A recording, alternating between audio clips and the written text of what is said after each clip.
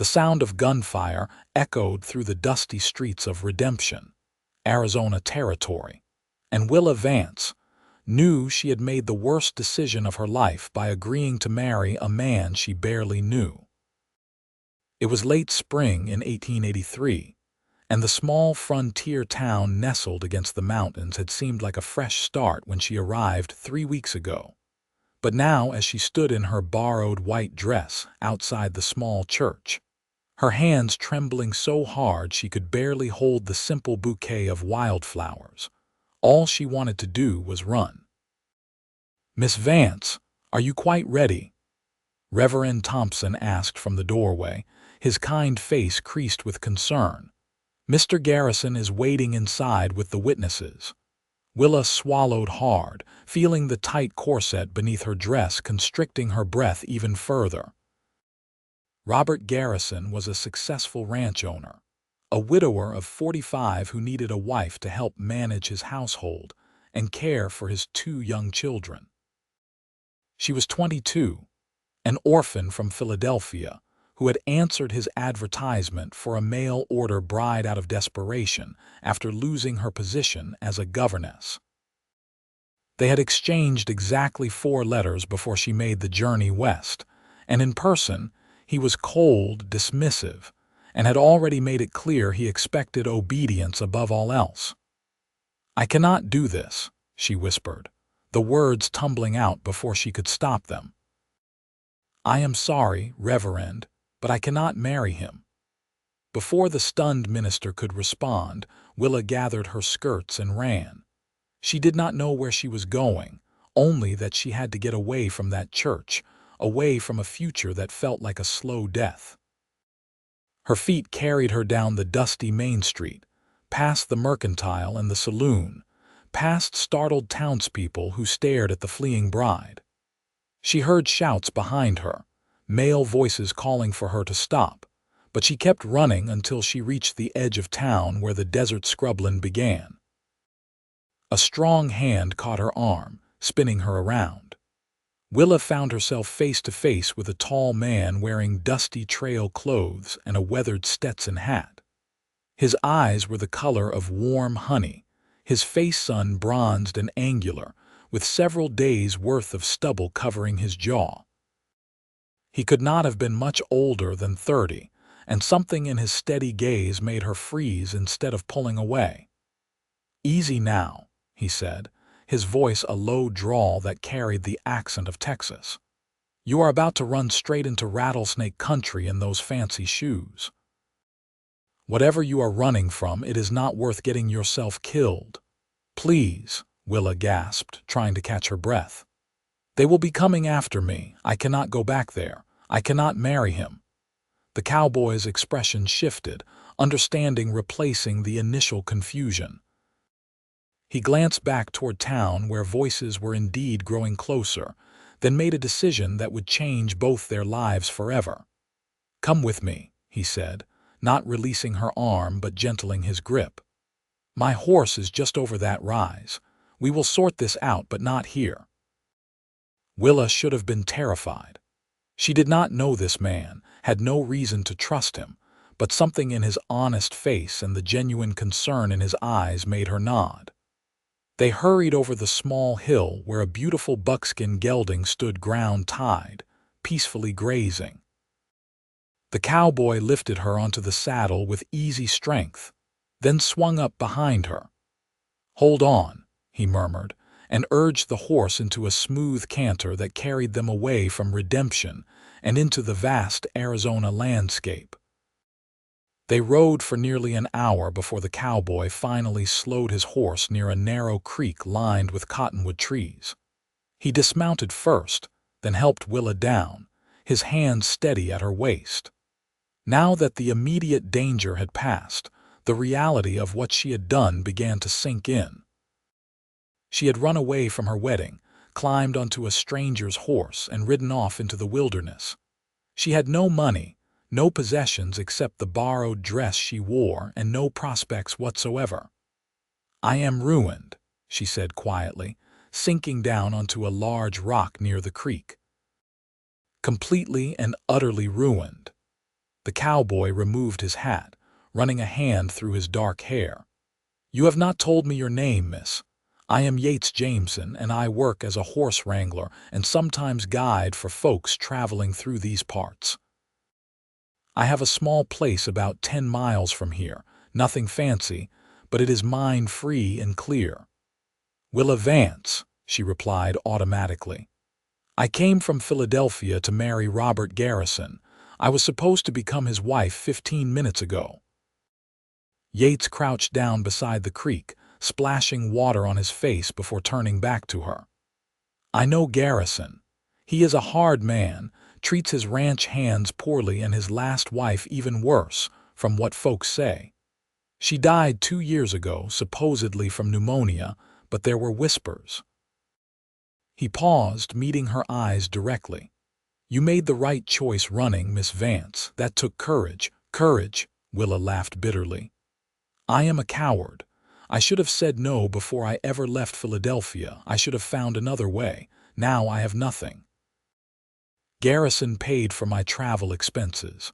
I will have to find a way to repay him, but I have no means to earn money, no references for respectable work." "Do you want to know what I see?" Yates asked, settling down on the ground near her rock, his long legs stretched out in front of him. "I see a woman who realized she was about to make a terrible mistake and had the strength to change course. That is not cowardice, Miss Vance. That is bravery." Willa studied him carefully. He had an open, honest face with small lines around his eyes from squinting into the sun. His clothes were worn but clean, his hands calloused from hard work. Everything about him suggested a man who made his living through honest labor, someone dependable and straightforward. "Why did you help me?" she asked. "You do not know me. For all you know, I am a criminal fleeing justice." A smile tugged at the corner of his mouth. "Well, you are a mighty pretty criminal if that is the case, but no, I do not think so. I helped you because you looked terrified and desperate, and I know what it is like to feel trapped by circumstances beyond your control." Before Willa could respond, the sound of horses approaching made them both tense. Yates stood quickly, positioning himself between Willa and the direction of the noise. 3 riders appeared through the cottonwoods, and Willa recognized Robert Garrison immediately. He was a thick-set man with graying hair and cold blue eyes that narrowed when he spotted her. "There you are," Garrison said, his voice tight with barely controlled anger. "You have caused quite a scene, Miss Vance. It is time to return to town and complete what we started." "The lady does not wish to marry you," Yates said calmly, but Willa noticed his hand had moved closer to the revolver holstered at his hip. "She has made that clear." "This is none of your concern, Drifter," Garrison snapped. "I paid good money to bring her here, and she will honor her commitment." "You cannot purchase a human being, Mr. Garrison," Yates replied, his voice remaining level despite the tension crackling in the air. "The war settled that question 20 years ago. Miss Vance is free to make her own choices." One of Garrison's men, a lean man with a cruel face, moved his hand toward his gun. Yates shifted his stance almost imperceptibly, and something in his bearing made the man hesitate. Willa realized with a start that Yates was far more dangerous than his easygoing demeanor suggested. "I will repay your expenses," Willa said, her voice shaking but determined.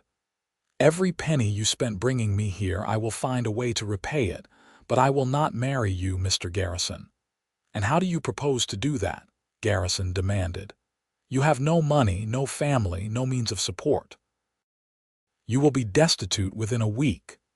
"She will work for me," Yates said suddenly, and Willa's head whipped around to stare at him. "I need someone to help with cooking and general household tasks at my place. The work is honest and the pay is fair. Miss Vance will be able to repay her debt in time." Garrison's face darkened. "You expect me to believe this is about employment? Everyone will assume she is living as your mistress." "Then everyone will be wrong," Yates said sharply, "but that is their problem, not ours." Now I suggest you and your men head back to town before this situation gets any uglier than it already is." For a long moment, Garrison stared at them both, his jaw working with suppressed rage. Finally, he jerked his horse's reins, wheeling the animal around. "You will regret this, both of you. This town has a long memory for troublemakers." The three men rode off, and Willa released the breath she had been holding. Her legs felt weak, and she sat back down heavily on the rock. "Did you mean that?" she asked quietly. "About the work?" Yates turned to face her, his expression serious. "I do not make offers I do not intend to keep, Miss Vance." "Yes, I meant it. I truly could use help with the household tasks, and it would give you time to figure out what you want to do next. The situation is not perfect, and yes, people will talk, but out here, survival matters more than reputation." "I do not understand why you would risk Garrison's anger for someone you just met," Willa said, studying his face. Yates was quiet for a moment, looking out at the creek. "5 years ago, I was engaged to a woman back in Texas. Her father was a wealthy rancher, and he decided I was not good enough for his daughter. He gave me a choice to leave town or have me arrested on false charges. I left, and my fiancée married the man her father chose for her. I heard later that he was cruel to her, that she was miserable." He looked back at Willa. "I have always regretted not fighting harder for her, not giving her another choice. When I saw you running today, I saw a second chance to do the right thing." Willa felt tears prick at her eyes, but she blinked them back. She had cried enough over the past few weeks. "I am afraid of failing you," she said honestly. "I've never lived on a ranch or worked in rough conditions. I was raised to be a governess, to teach children and manage a refined household. What if I cannot do the work you need? What if I am more burden than help?" Yates walked over to her, and for the first time since they met, he smiled fully. It transformed his face, making him look younger and revealing a warmth that made Willa's heart skip unexpectedly. "We will succeed together," he said with quiet confidence. "You are not alone in this, Miss Vance. I will teach you what you need to know, and you will learn. Something tells me you are much stronger than you give yourself credit for." He offered her his hand, and after only a moment's hesitation, Willa took it. His palm was warm and calloused against her softer skin, his grip firm but gentle. As he helped her to her feet, she felt the first small flicker of hope she had experienced since leaving Philadelphia. "Should I call you Mr. Jameson?" she asked as they walked back toward his horse. "Yates is fine," he said. "We are going to be living under the same roof, even if in separate spaces. Formality seems a bit excessive under the circumstances." "Then you must call me Willa," she replied. They rode together toward his property, and Willa found herself leaning back slightly against Yates's solid chest as the horse moved beneath them. She was exhausted, emotionally drained, and utterly uncertain about her future, but for the first time in months, she did not feel completely alone. Yates's property was modest but well maintained. The house was a simple wood-frame structure with a covered porch, surrounded by a few outbuildings including a small barn and a corral where several horses grazed. The landscape was rugged, with rocky hills rising in the distance and sparse vegetation adapted to the desert climate.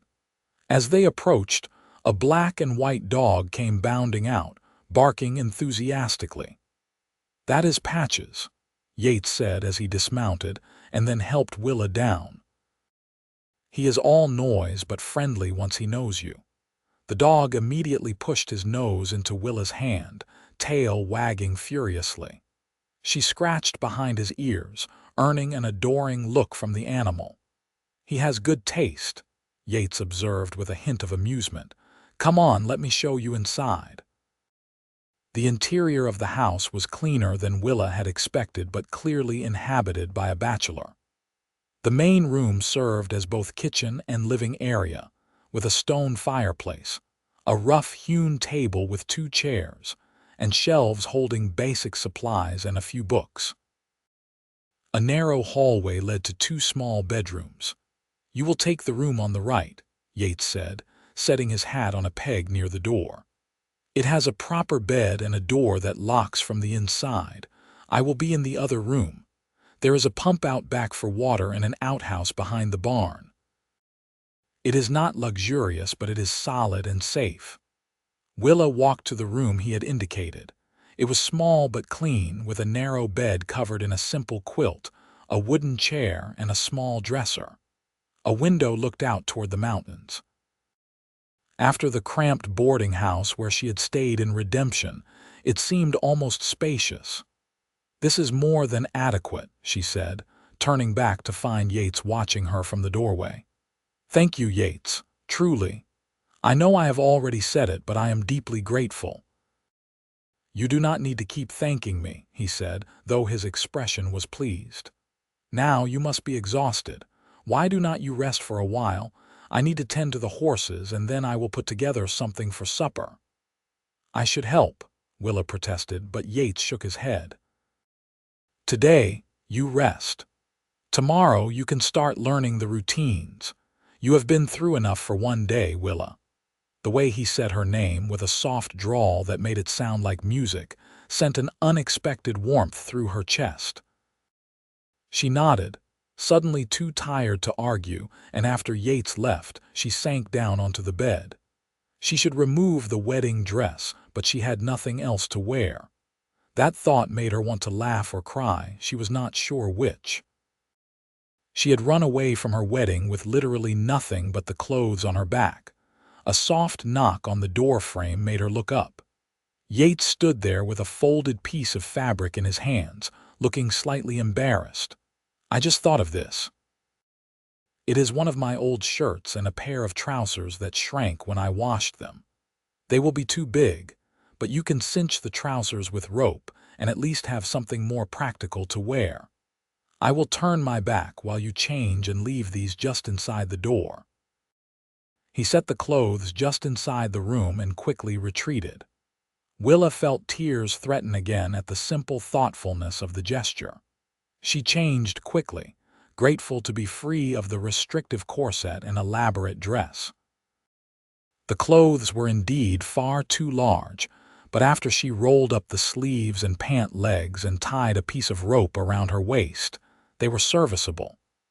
She carefully folded the wedding dress and placed it on the chair, then laid down on the bed, intending to rest for just a few minutes. When she woke, the light outside had shifted to the golden amber of late afternoon. The smell of cooking food drew her from the room. She found Yates at the stove, stirring something in a large pot. He had removed his vest and rolled up his sleeves, revealing strong forearms. He looked over as she entered, and his eyes widened slightly. "Well, those fit better than I expected," he said. "You look like a proper ranch hand now." Willa glanced down at herself and felt heat rise to her cheeks. She had never worn men's trousers before, and even though they were far too large, the sensation was strange and oddly liberating. "I must look ridiculous." "You look practical," Yates corrected. "And comfortable, I hope." "We will need to get you some proper clothes, but that will have to wait until we can get to a larger town. Redemption is not an option for a while, I would wager." He was right, of course. She had thoroughly burned that bridge. "What are you cooking?" "Stew, nothing fancy." "I am not much of a cook, which is one reason your help will be genuinely appreciated.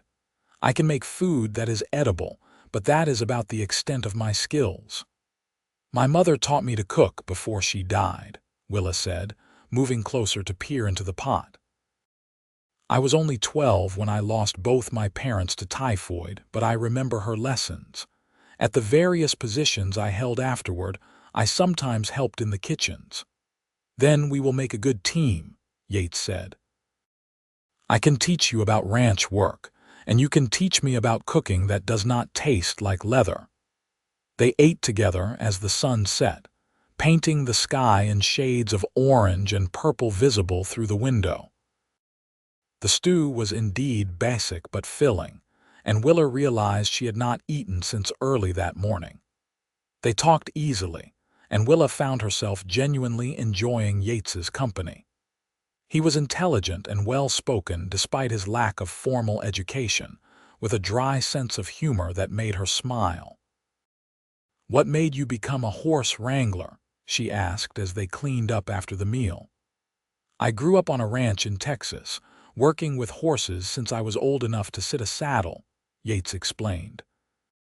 "After I left Texas following that situation with my former fiancée, I drifted for a while, working various jobs. Eventually, I saved enough to buy this land and started building a reputation for training horses that are reliable and well-mannered. It is honest work, and I am good at it. The money is not always steady, but I am my own man, answering to no one but myself." "That must be a good feeling," Willa said wistfully. "I have never had that freedom. I have always been dependent on someone else, always at the mercy of their whims and decisions." Yates dried the last plate and set it on the shelf before turning to face her. "That is going to change, Willa. You are going to learn skills that will make you valuable anywhere in the West. You will have choices, real choices about your future." "I hope you are right," she said quietly. Over the following days, Willa threw herself into learning everything Yates was willing to teach her. She discovered that her fears about failing him were largely unfounded. Yes, the work was harder and more physically demanding than anything she had done before, but she was capable of learning. Yates was a patient teacher, showing her how to properly care for the chickens they kept for eggs, how to work the water pump efficiently, how to recognize the different plants and which ones were useful versus dangerous. In turn, she began improving their meals, using the basic supplies in the larder to create dishes that actually had flavor and variety. She mended his clothes, organized the chaotic state of his storage, and began keeping the house in better order.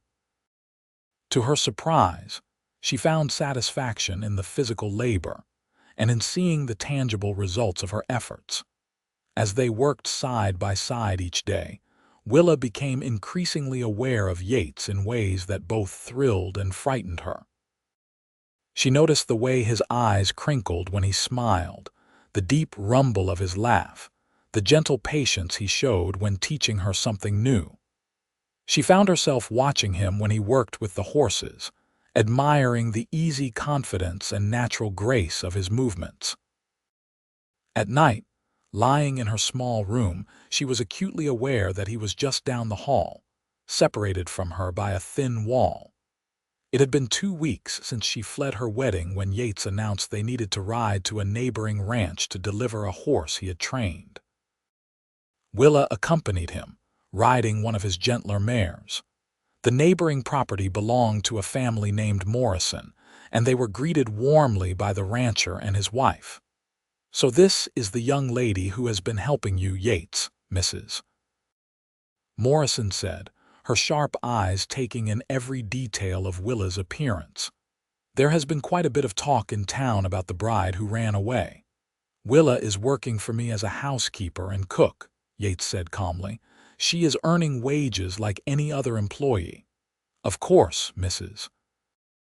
Morrison said, though her tone suggested she did not entirely believe it.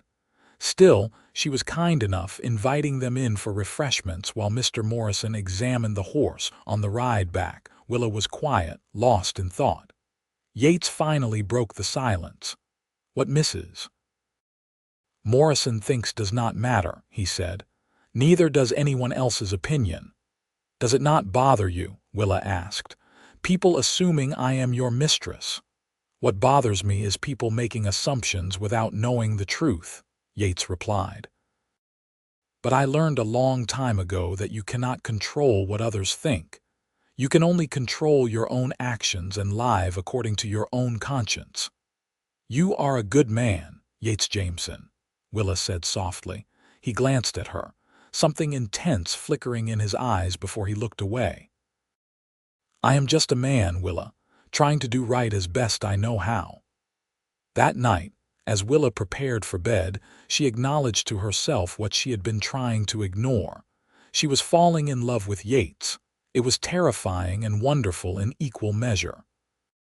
She barely knew him, had been living under his roof for only 2 weeks, and yet he had shown her more genuine kindness and respect than anyone else in her life. He made her feel capable and valued. When he smiled at her, her heart raced. When he accidentally brushed against her while they worked, she felt it like a spark of electricity. But what if he did not feel the same way? What if he truly saw her only as an employee, someone he was helping out of obligation or guilt? The thought of making her feelings known and facing rejection was almost more than she could bear.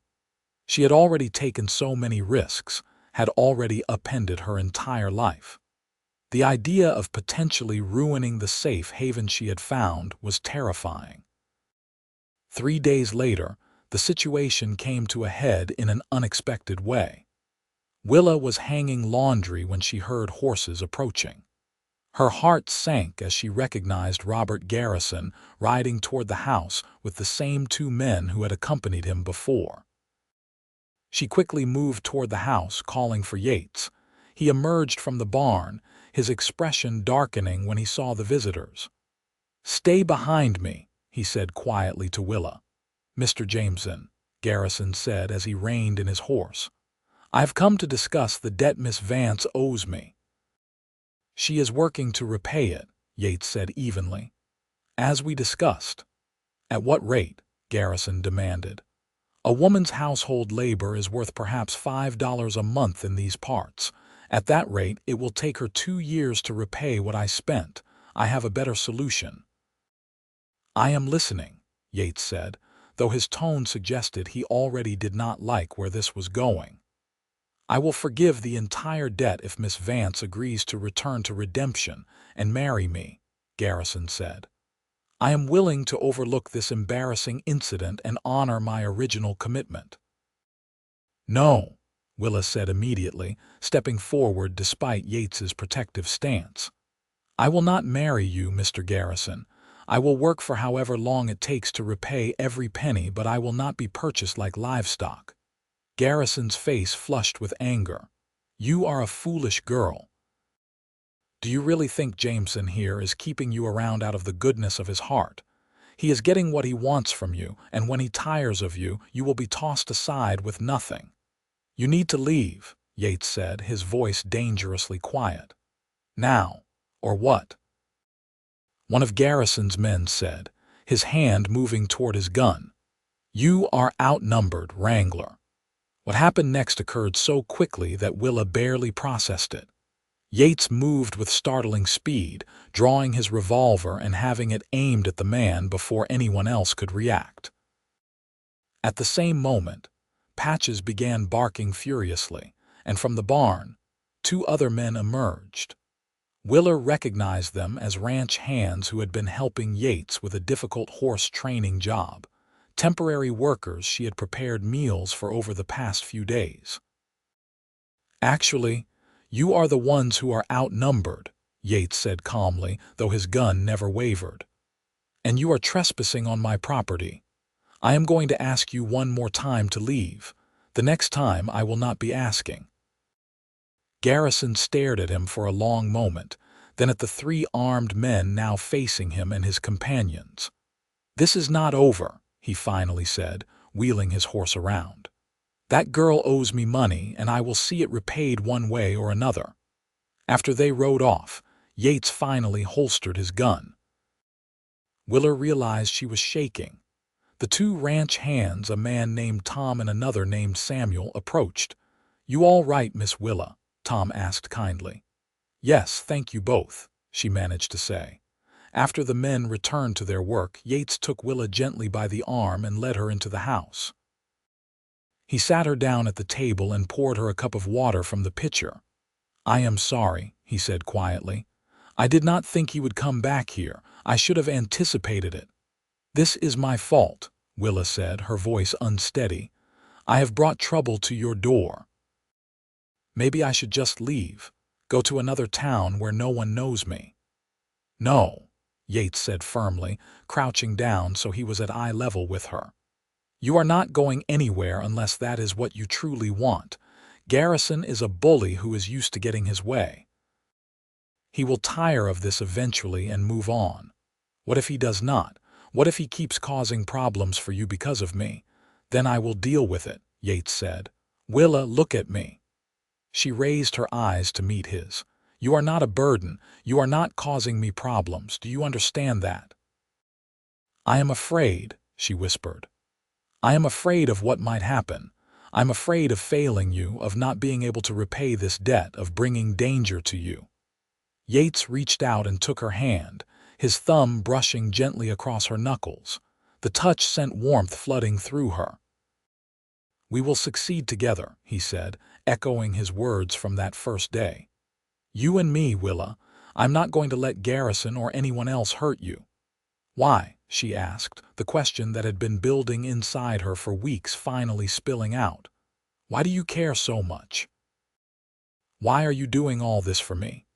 Yates was quiet for a moment, his hand still holding hers. When he spoke, his voice was low and intense. "Because from the moment I saw you running down that street, looking terrified but determined, something in me recognized something in you. Because every day since you have been here, you have proven yourself to be strong and capable and kind. Because when I wake up in the morning, the first thing I think about is seeing your smile over breakfast. Because I admire your courage and your honesty and the way you sing to yourself when you think no one is listening." Willa's breath caught in her throat. "Yates, I know it is too soon," he continued, his eyes searching hers. "I know you have been through hell and back, and the last thing you probably need is me complicating things further. But you asked why, and I am trying to be honest with you. I care about you, Willa. More than I probably should, given the circumstances." "It is not too soon," Willa said, her own voice barely above a whisper. "And you are not complicating things. Yates, I have been falling in love with you since the day you offered me your hand at that creek. Every moment since then has only made those feelings stronger." The look of joy that crossed his face was like watching the sun break through storm clouds. "You mean that?" he asked, his hand tightening around hers. "I mean it," she confirmed. "I love you, Yates. I am still afraid, still uncertain about so many things, but of that I am absolutely certain." He stood, drawing her up with him, and then his hands were cupping her face with infinite gentleness. "May I kiss you?" he asked, his voice rough with emotion. "Yes," she breathed, and then his lips were on hers.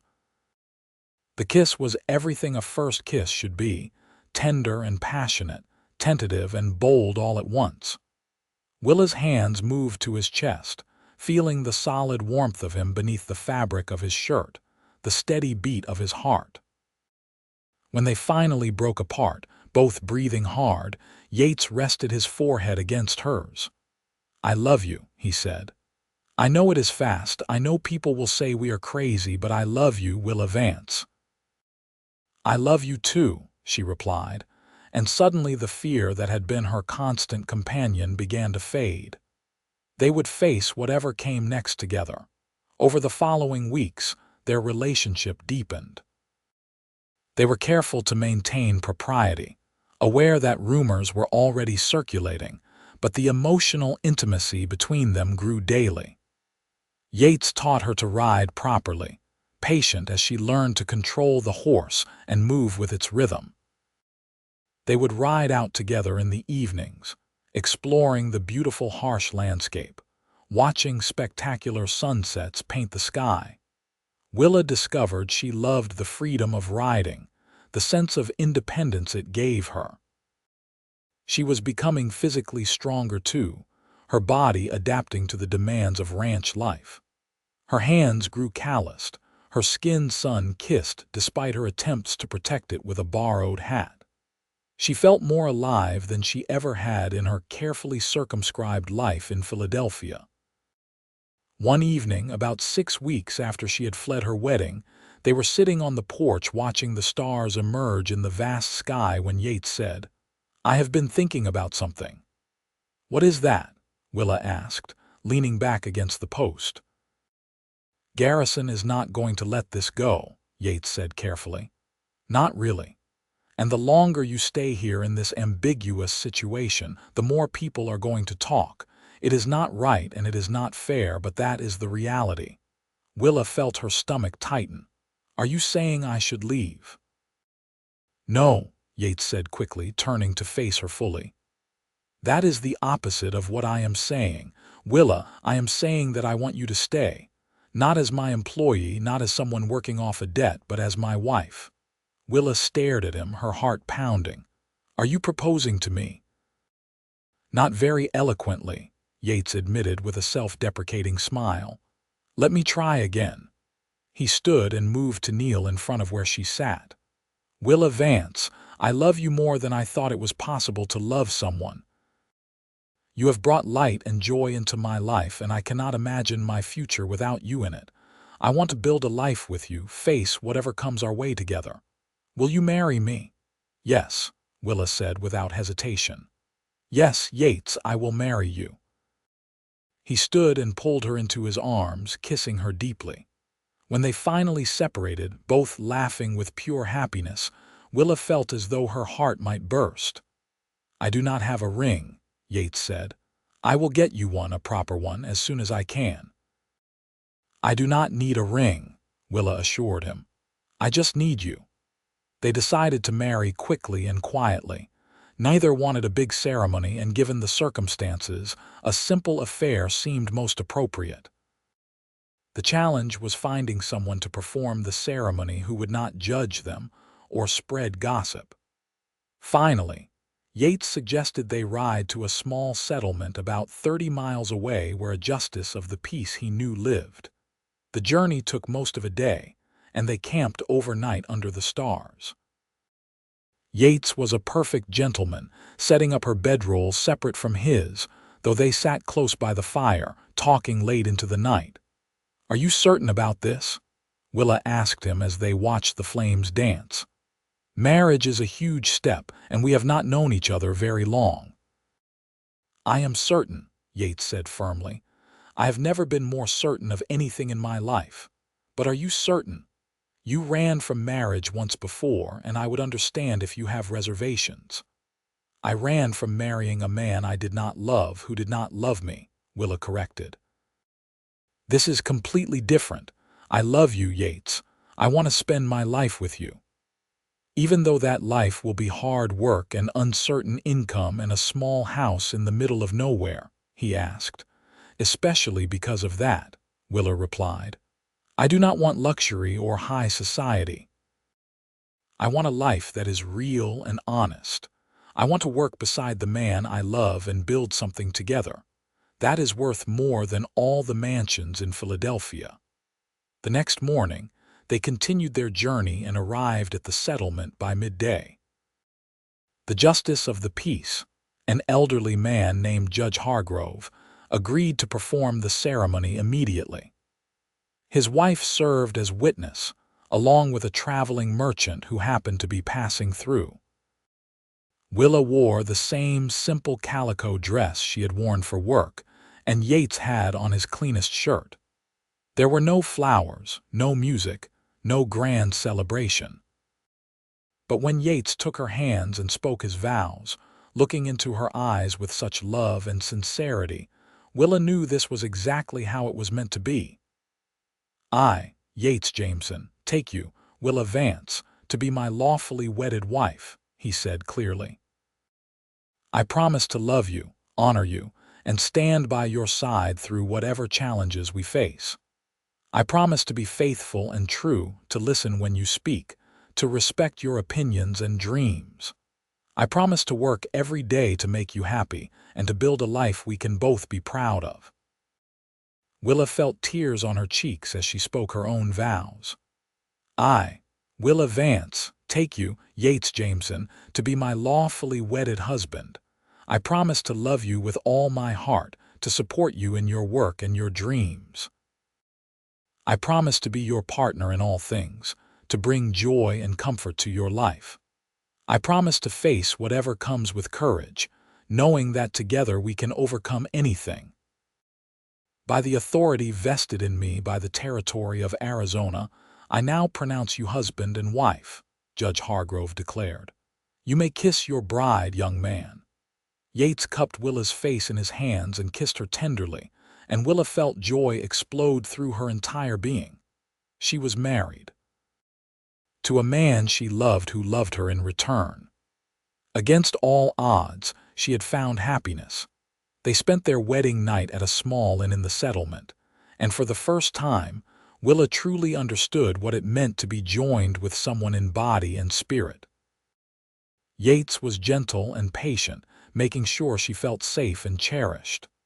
Their lovemaking was sweet and intense, a physical expression of the emotional bond they had formed. Afterward, lying in his arms, Willa whispered, "I never imagined I could be this happy." "Neither did I," Yates murmured against her hair, "but I am going to spend the rest of my life making sure you stay this happy." The return journey to their home took on the quality of a celebration. They laughed together, raced their horses across open stretches, and stopped frequently to kiss like the newlyweds they were. When they finally arrived back at the small ranch house, Yates insisted on carrying Willa over the threshold, both of them laughing at the tradition. "Welcome home, Mrs. Jameson," he said, setting her down gently. "Home," Willa repeated, looking around the modest room with new eyes. "I love the sound of that." Reality intruded 3 days later when Robert Garrison appeared once again, this time alone. Yates and Willa were working together in the vegetable garden she had started when they heard the horse approach. They both stood, Yates instinctively moving in front of Willa, but she placed a hand on his arm. "We face this together," she said quietly. Garrison dismounted, his expression hard. "I should have known you would pull something like this," he said, addressing Yates. "Marrying her yourself so you could keep her here." "I married her because I love her," Yates said calmly, "and because she loves me. The marriage is legal and properly recorded. Willa is my wife now, and your claim on her, financial or otherwise, is ended." "You still owe me money," Garrison insisted, but there was less force behind his words now. "I will still repay you," Willa said, stepping forward. "It may take time, but I will honor that debt. Send me a letter with the exact amount, and I will send payments as I am able." Garrison studied them both, and Willa thought she saw something almost like resignation in his expression. "You two deserve each other," he said finally. "Fools, both of you, thinking you can make it out here on love and determination." "Maybe we are fools," Yates agreed, "but we are happy fools and we will succeed on our own terms." Garrison shook his head, climbed back on his horse and rode away. They watched until he disappeared from view, and then Willa released the breath she had been holding. "You think that is truly the end of it?" she asked. "I think so," Yates replied. "He is angry and his pride is hurt, but he is also practical. He will find another bride, and we will become yesterday's gossip." He was right. Over the following months, they heard through various sources that Garrison had indeed sent for another mail-order bride, and this time the wedding had proceeded without incident. The gossip about Willa and Yates gradually faded as newer scandals captured people's attention. Life settled into a comfortable rhythm. Willa proved to be a natural at managing the household and even began helping Yates more directly with the horses. She had a gentle way with the animals that they responded to, particularly the more nervous or difficult ones. Together, they made a formidable team, and Yates's reputation as a horse trainer grew. The financial situation remained tight, but they managed. Willa carefully saved every spare penny, sending small payments to Garrison as she had promised. She also took on occasional sewing work for neighboring ranches, her neat stitches and reliable work earning her a good reputation. As autumn arrived, painting the landscape in shades of gold and rust, Willa realized her monthly courses were late. At first, she dismissed it as stress or perhaps the physical demands of ranch life affecting her body. But as weeks passed with no sign, a cautious hope began to grow. She waited until she was certain before telling Yates. They were sitting by the fire one evening, Willa mending one of his shirts while he cleaned his saddle, a scene of domestic contentment that she treasured. "Yates," she said quietly, "I need to tell you something." Something in her tone made him set aside the saddle and give her his full attention. "What is it?" "I believe I am with child," she said, watching his face carefully. "I cannot be completely certain yet, but all the signs are there." For a moment, Yates simply stared at her, and Willa felt a flutter of anxiety. They had never explicitly discussed children, had been too caught up in simply surviving and building their life together. Then his face broke into the widest smile she had ever seen. "Truly?" he asked, his voice rough with emotion. "Truly," she confirmed, and then she was in his arms, being held so tightly she could barely breathe. "A baby," he said wonderingly. "We are going to have a baby." "Are you happy?" Willa asked, even though his reaction had made that clear. "Happy does not even begin to cover it," Yates said, pulling back to look at her face. "I am overwhelmed. I am terrified. I am more excited than I have ever been. A child, Willa, our child." They spent the rest of the evening making plans, discussing everything from names to how they would need to modify the house. Yates was determined to build a proper addition with a nursery before the baby arrived. Willa tried to temper his enthusiasm with practical concerns about money and time, but his joy was infectious. The pregnancy progressed well, though Willa experienced significant morning sickness for the first few months.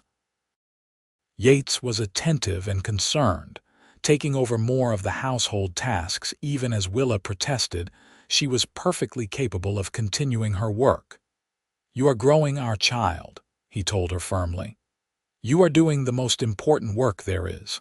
Let me handle the cooking and cleaning for a while." As word spread about Willa's pregnancy, something unexpected happened. The neighboring women, who had been standoffish or judgmental before, began reaching out with offers of help and advice.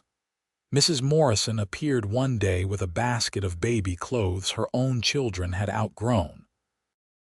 Other women stopped by with food, with old cradles and blankets, with wisdom passed down from their own mothers. "A baby makes you part of the community in a way nothing else does," Mrs. Morrison explained to Willa during one visit. "Whatever happened before, you are one of us now. We take care of our own." Willa was moved by the acceptance and support. The loneliness she had felt since arriving in Arizona began to ease as she formed genuine friendships with the other ranch wives.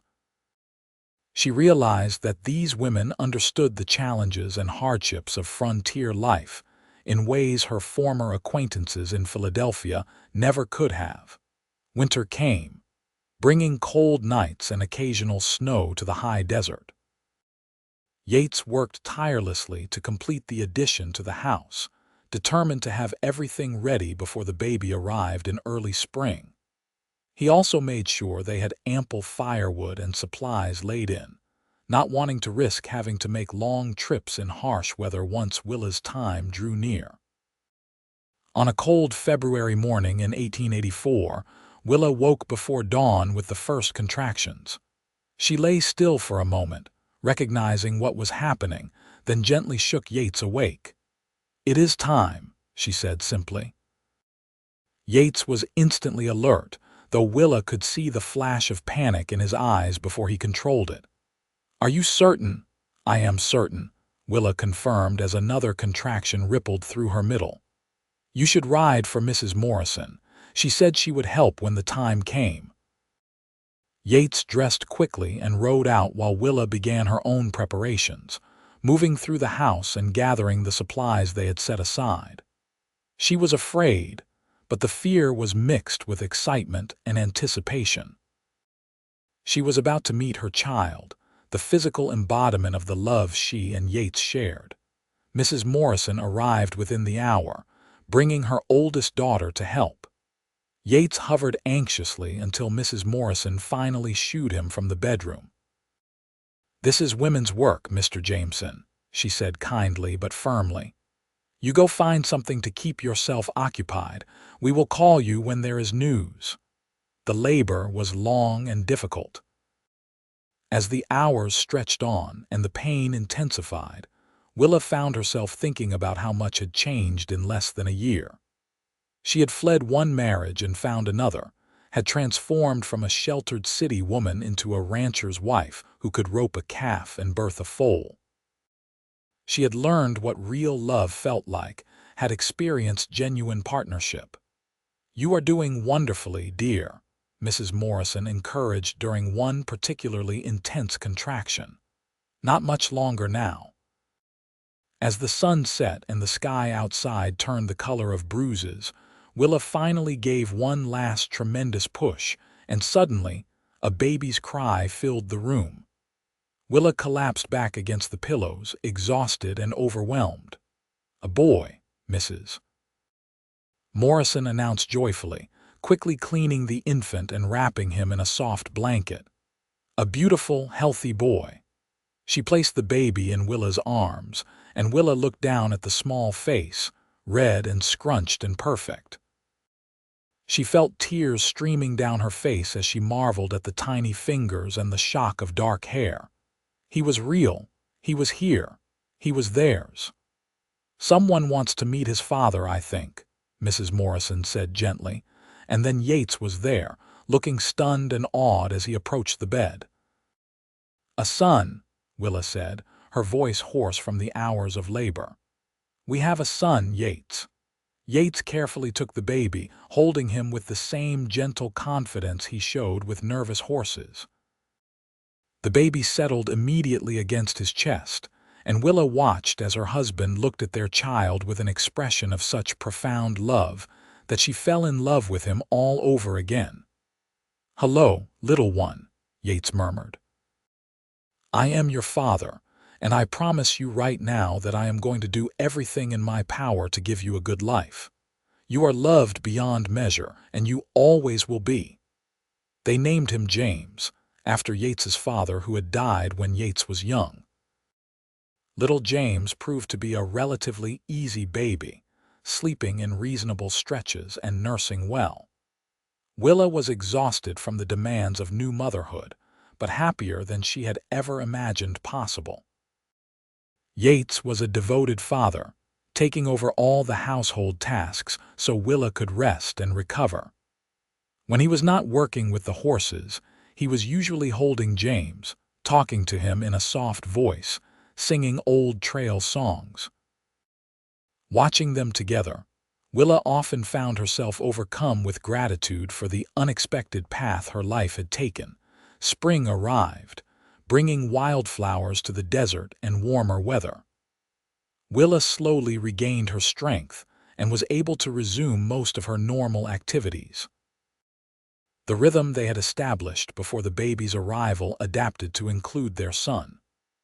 Willa would often bring James out in a basket while she worked in the garden or tended the chickens, talking to him constantly even though he was too young to understand. On a beautiful April afternoon, about 2 months after James was born, Yates came in from working with a difficult stallion to find Willa sitting on the porch, nursing the baby and watching the sunset. He sat down beside her, draping an arm around her shoulders. "I have been thinking," he said quietly. "About what?" Willa asked, adjusting the blanket around James. "About how terrified you were that first day when you said you were afraid of failing me," Yates replied. "Do you remember?" "Of course I remember," Willa said. "How could I forget?" "Look at everything you have accomplished," Yates continued, his voice full of pride. You learned to live in a harsh environment, learned skills you never imagined you would need. You faced down garrison and social judgment. You became part of this community. You brought our son into the world. Willa, you have not failed at anything. You have succeeded at everything. We succeeded together, Willa corrected, echoing his words from that first day. Just like you promised we would. I could not have done any of this without you beside me. We make a good team, Yates agreed, pressing a kiss to her temple. The best team, Willa said contentedly. Over the following years, their life continued to flourish. The ranch slowly became more prosperous as Yates's reputation grew. They were able to purchase more land and expand their horse operation. Willa's garden expanded as well, and she began selling vegetables and preserves to supplement their income. The debt to Garrison was finally paid off completely, a moment of quiet triumph for them both. James grew into a sturdy, curious toddler with his father's dark hair and his mother's green eyes. He was equally comfortable around horses as he was in the house, showing signs of having inherited his father's natural ability with animals. When James was 2 years old, Willa discovered she was pregnant again. This time, the pregnancy was easier, perhaps because she knew what to expect. Their second son, Thomas, was born in December of 1886, a quiet baby with Yates's amber-colored eyes. The house expanded further to accommodate their growing family. With help from neighbors, Yates built additional rooms, turning their modest home into a proper ranch house. Willa filled it with curtains she sewed herself, with rugs she traded for, with furniture Yates built in his spare time. It was not elegant, but it was comfortable and warm and full of love. When Thomas was 6 months old, Willa was hanging laundry when a carriage approached, far fancier than the typical visitors they received. An elegantly dressed woman in her 60s stepped down, looking around with obvious uncertainty. "Can I help you?" Willa asked, wiping her hands on her apron. "I am looking for Willa Vance," the woman said. "I was told she lived here, though I was also told she goes by a different name now." "I am Willa Jameson, formerly Vance," Willa replied cautiously. "May I ask who you are?" "My name is Margaret Hartley. I believe you knew my daughter, Catherine, in Philadelphia. You worked as governess for her children." Willa was stunned. Catherine had been one of her employers, a kind woman who had been genuinely sad when circumstances forced Willa to seek other work. "Mrs. Hartley, yes, of course.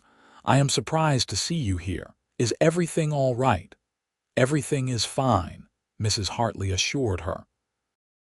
"I am visiting my son, who has a ranch about 50 miles from here. I happened to mention your name in Redemption when I was asking for directions, and I heard quite a story about a runaway bride and a horse wrangler. I had to see for myself if it was truly you." Willa invited Mrs. Hartley inside, suddenly self-conscious about the modest home and her worn clothing, but the older woman seemed genuinely pleased by what she saw. "You look happy," Mrs. Hartley observed as Willa poured tea. "Tired, as all mothers of young children are, but happy." "I am," Willa confirmed. "Happier than I ever was in Philadelphia." She told Mrs. Hartley the whole story, from her desperate decision to come west as a mail-order bride to her flight from the wedding to her marriage to Yates. As she spoke, she realized how extraordinary it all sounded, how improbable that such a series of events had led to such happiness. Yates came in from the barn, carrying James on his shoulders and with Thomas riding in a sling against his chest. He stopped short when he saw they had a visitor, but recovered quickly, introducing himself with his typical easy courtesy. Mrs. Hartley stayed for several hours, charmed by Yates and delighted with the boys. Before she left, she pressed a small package into Willa's hands. "This is from Catherine," she explained. "When I told her I was coming to Arizona, she asked me to try to find you. She wanted you to have this." After Mrs. Hartley left, Willa opened the package to find a beautiful set of silver hairbrushes and a letter from Catherine expressing her happiness at hearing Willa had found a good life. There was also a generous sum of money, with a note saying it was back wages Catherine had always felt guilty about not being able to pay when Willa left her employment. "You see," Yates said, reading the letter over her shoulder, "people recognize your worth, Willa. They always have." Willa used the money to purchase chickens and supplies for expanding her vegetable garden into a more substantial enterprise. She began selling her produce to nearby mining camps, where fresh vegetables commanded good prices. What had started as a necessity became a thriving small business that contributed significantly to their household income. The years passed with the steady rhythm of ranch life. James started helping with small chores, learning to ride almost as soon as he could walk. Thomas was quieter than his boisterous older brother, but showed signs of his mother's clever mind and love of learning. Willa taught both boys their letters and numbers, determined they would have the education she had been fortunate enough to receive. In 1889, when James was 5 and Thomas 3, Willa gave birth to their third child, a daughter they named Mary. She had Willa's auburn hair and a sunny disposition that brightened even the hardest days. The boys were enchanted with their baby sister, and Yates was completely smitten. "3 children," Yates said one evening as they sat on the porch, watching the children play in the yard under the supervision of James, who took his role as oldest sibling very seriously. "When I pulled you onto my horse that day 5 years ago, I never imagined this." "Neither did I," Willa admitted. "I was so lost, so frightened, I felt like my life was over. And now I feel like it has truly begun," Willa said simply. "Everything before was just prologue. Their lives were not without challenges. There were years when drought made water scarce and feed expensive. There were illnesses and injuries, close calls that frightened them both. There were occasional conflicts with neighbors over water rights or strayed cattle. But through everything, they faced the problems together, supporting each other, finding solutions. The community that had been slow to accept Willa eventually embraced the entire Jameson family. Yates was respected as a fair businessman and skilled horseman. Willa was valued for her work ethic, her kindness, and her willingness to help neighbors in need. The children were well liked, known for being polite and hardworking. In 1892, Arizona was still a territory, but there was growing talk of statehood. Redemption was slowly becoming less rough and more civilized, with a proper school and even a small library. Willa became involved in the effort to improve the school, donating books and time to help teach some of the younger children. Robert Garrison had remarried and had a child of his own. When they occasionally encountered each other in town, they exchanged polite but distant greetings. Willa bore him no ill will and hoped he had found some measure of happiness with his new family. One warm summer evening in 1893, Willa was sitting in the garden she had expanded over the years, now lush with vegetables and even some flowers she grew purely for pleasure. The children were in bed, and Yates was finishing some work in the barn. The sun was setting, painting the sky in brilliant shades of orange and pink. She heard footsteps and turned to see Yates approaching, a slight smile on his face. Even after 10 years together, the sight of him still made her heart skip. His face was more weathered now, with deeper lines around his eyes and a few threads of silver in his dark hair, but to her, he was as handsome as the day they met. "What are you thinking about?" he asked, settling down beside her on the bench he had built for this exact purpose. "Everything," Willa replied, leaning against his shoulder. "How different my life is from what I imagined it would be. How grateful I am for every twist and turn that led me here. Even the parts that were hard, Yates asked. Especially those parts, Willa said. They taught me what I was capable of. They led me to you. Do you ever regret it? Yates asked quietly. Giving up the chance for an easier life. You could have married someone wealthier, lived in comfort in a city. Willa turned to look at him directly. Yates Jameson, after all these years, do you really still wonder about that? Sometimes, he admitted. I see you working so hard, your hands rough from labor, and I think about the life you left behind. The life I left behind was lonely and constricted, Willa said firmly. Here I have love. I have children. I have purpose and freedom and genuine partnership. I have never regretted choosing you, not for a single moment. Have you regretted choosing me? Never, Yates said immediately. Not even close. You are the best thing that ever happened to me, Willa. You and our children are everything I never knew I needed. They sat in comfortable silence, watching the stars begin to appear in the darkening sky. In the house behind them, their children slept safely. Around them, the ranch they had built together stood as testament to their hard work and dedication. The future was uncertain as it always was, but they would face it together. I love you, Willa said softly. I love you too, Yates replied, pulling her closer. Yesterday, today, and always. The years continued to pass, bringing both joys and sorrows. In 1895, Yates's reputation as a horse trainer earned him a contract to provide horses for the U.S. cavalry, a lucrative arrangement that significantly improved their financial security. They were able to hire additional help, easing some of the burden on both of them. James grew into a capable young man who shared his father's gift with horses.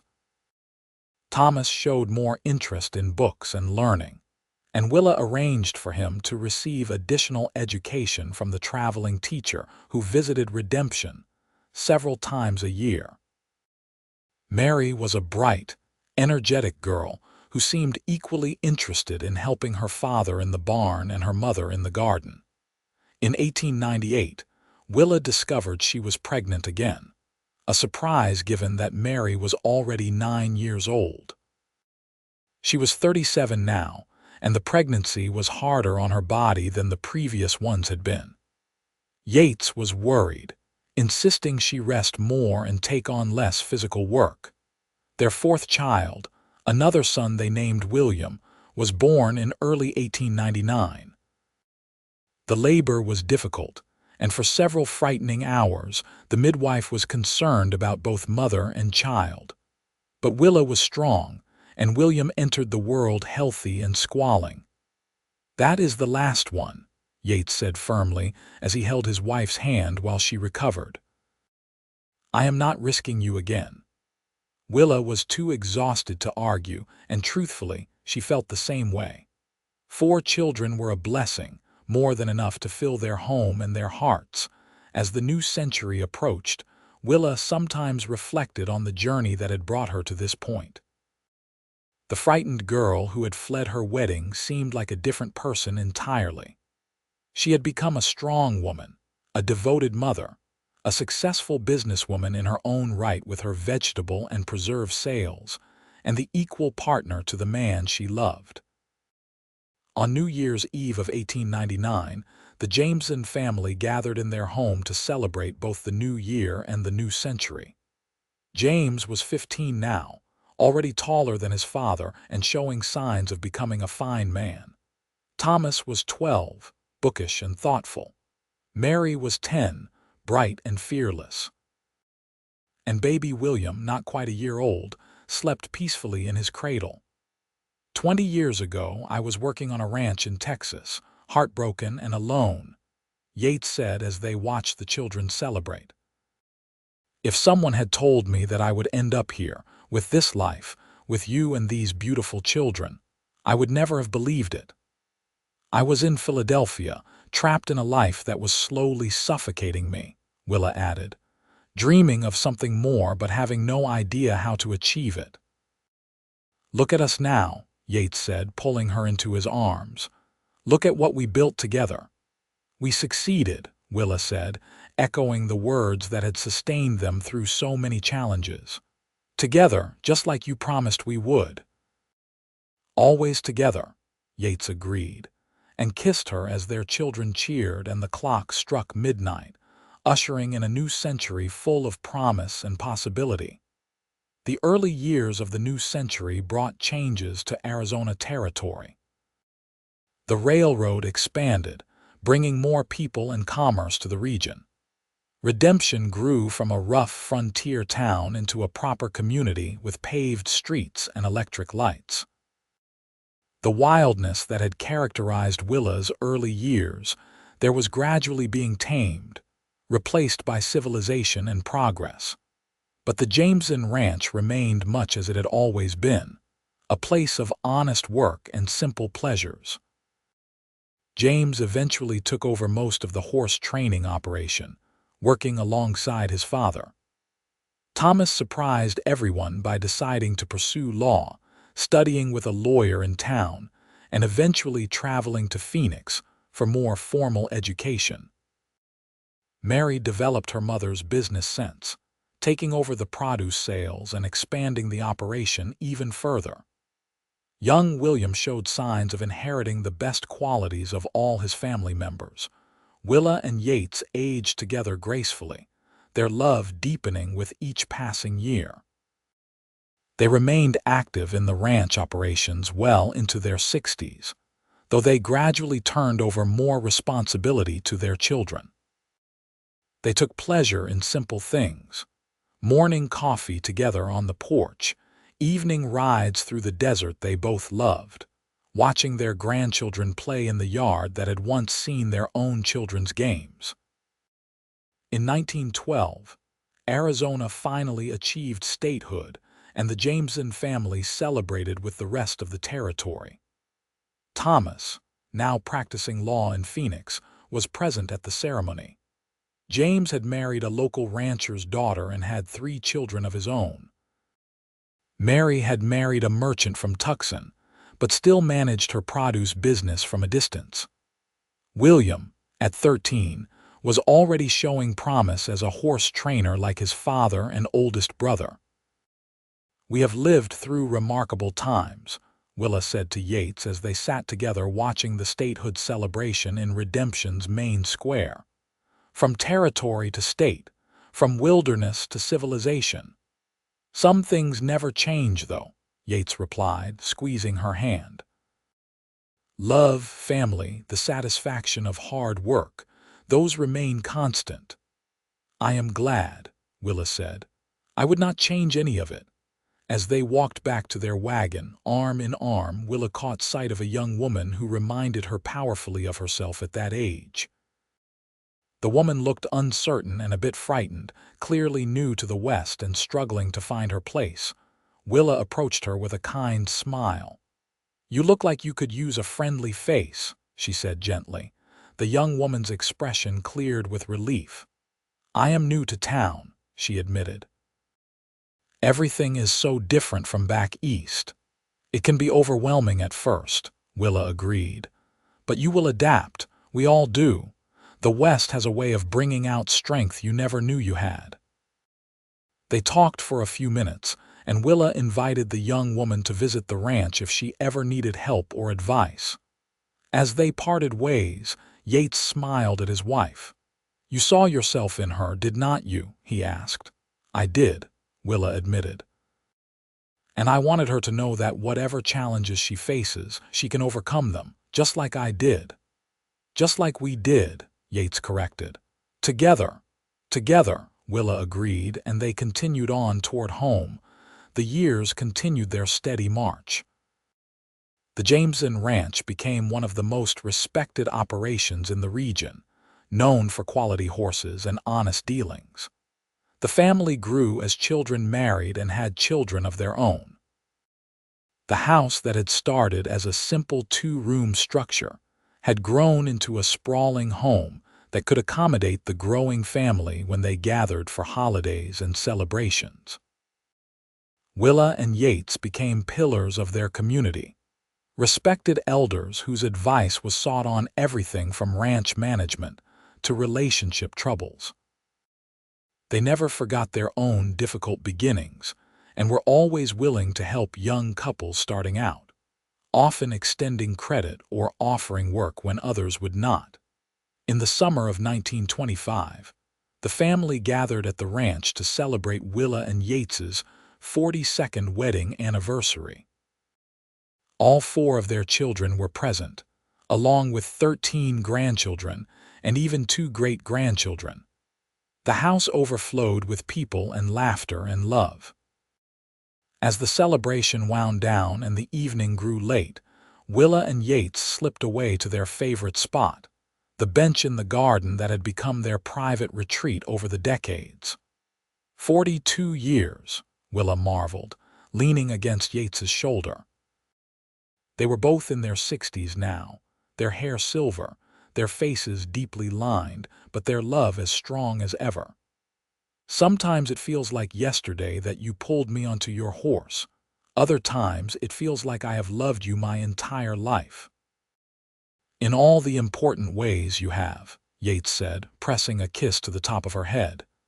You are woven into every part of me, Willa, into every memory, every dream, every hope for the future. We built something good, did not we? Willa asked, looking back at the house full of family. Despite everything, despite all the obstacles and challenges, we built something that will last. We did, Yates agreed. And you know what the best part is? What? I would do it all again, Yates said firmly. Every hardship, every struggle, every moment of doubt. All of it was worth it to end up here, with you, with this life we created together. Willa turned to look at her husband, this man who had saved her in every way a person could be saved, who had believed in her when she did not believe in herself, who had walked beside her through 4 decades of life's joys and sorrows. I love you, she said, the same words she had spoken countless times over the years but which never lost their meaning. Thank you for catching me when I was running. Thank you for seeing who I could become. Thank you for succeeding with me. I love you too, Yates replied. And Willa, you succeeded all on your own. I just had the privilege of being there to witness it. They sat together in the gathering darkness, surrounded by the life they had built, the family they had created, the love that had sustained them through everything. The nervous bride who had feared failure had instead built a legacy that would endure for generations. The cowboy who had offered his hand to a desperate stranger had found the love of his life. Together, they had succeeded beyond their wildest dreams. The stars emerged overhead, the same stars that had watched over their first conversation by the creek 42 years earlier. The desert night settled around them, peaceful and eternal. And Willa and Yates sat together, hands clasped, hearts intertwined, living proof that sometimes the bravest choice is to take a chance on love, and that with partnership, dedication, and unwavering commitment, even the most frightened heart can find its home.